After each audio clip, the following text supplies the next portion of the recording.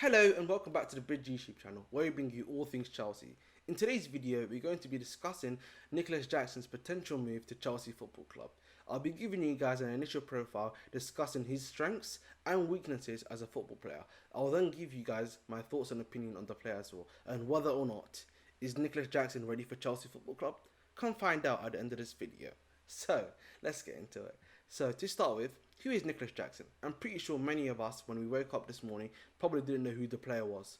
And here I am to give you that answer. Nicolas Jackson is a 21-year-old Senegalese striker who plays for Villarreal in La Liga this season. He's scored 12 times and assisted 4 times in 26 appearances for the league this season.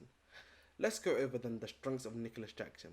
From the various reports and initial scout reports that I've been reading, Nicolas Jackson has 3 good things that he's good at: passing, dribbling, and finishing. Now let's start with his passing.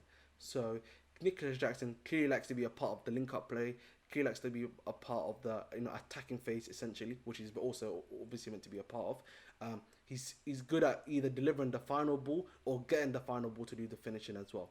Or he's also very good at key passes, which means he's very good at doing the pass before the pass, which is always key as well in my opinion, especially when it comes to build up. I like a striker that is also, in my opinion, a part of build up. And as you know, Pochettino, Harry Kane was that sort of mold of a striker as well. So looking at the statistics wise, he's got 1.8 key passes per 90, and he's also exceeding his expected assists, which is 0.23 assists per 90 as well, which is clearly showing that he likes to assist and likes to be a part of the pass before the pass as well, which is very key for me in a striker.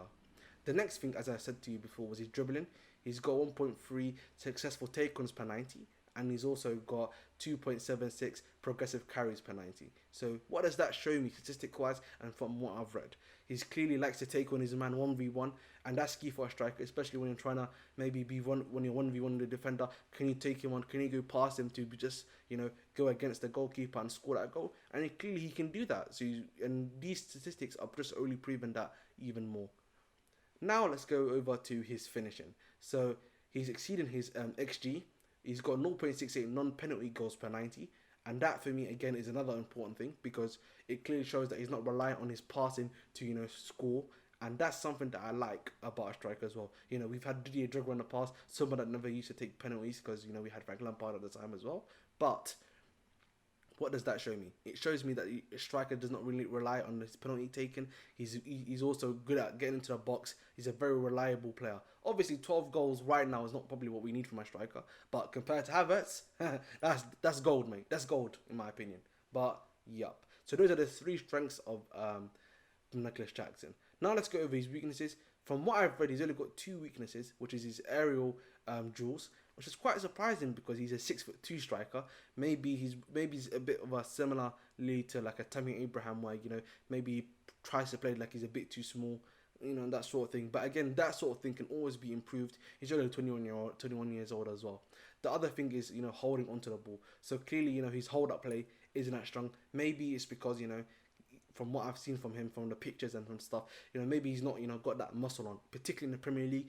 For a striker, I like my strikers to be a bit more, muscular, a bit more, heavy, a bit more up top strength, because that's what you clearly in the Premier League. Because Premier League is a very physical league. I know in La Liga it's not as physical, but Premier League in particular very physical. So hopefully, again, those 2 things can be done in 2 ways: bulking up, getting a bit more stronger, going to the gym a bit more. And then in terms of aerial duels, again, that's just a bit more about physicality. So what he just showed me, in my opinion, is that he lacks a bit of physicality, but again, with the right nutritionist, with the right medical staff at the football club, he can always, strengthen up as a player, particularly his core, particularly, his body strength in general. So I'm not too worried about those deficiencies in general. So coming back to it, what do I think about him? I like him as a player. He clearly has, good strengths.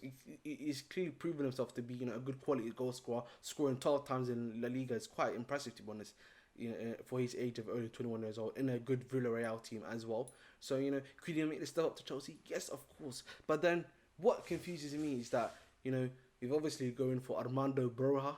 We've obviously got Armando Broja, sorry. We've got Dutch Fofana.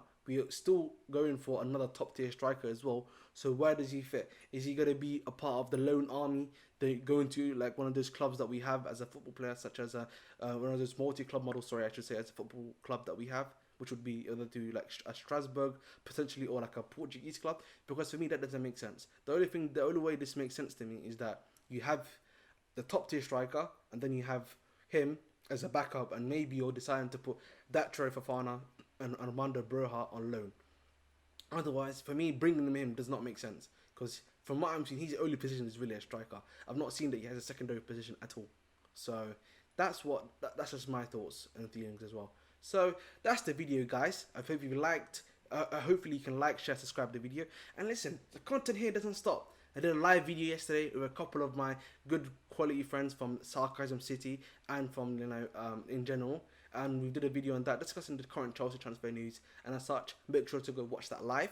I've got a video again on the goalkeeping situation in terms of transfers and stuff that I did yesterday. Please give that a watch. And listen, the content doesn't stop here. We'll be back tomorrow with another video, hopefully, in regards to transfer news. And I'll be doing a live show tomorrow again at 6 p.m. Please make sure to come tune in and watch. And at the end of the day, like, share, subscribe, please, guys. Road to 100. Road to 100. Let's get there. Thank you.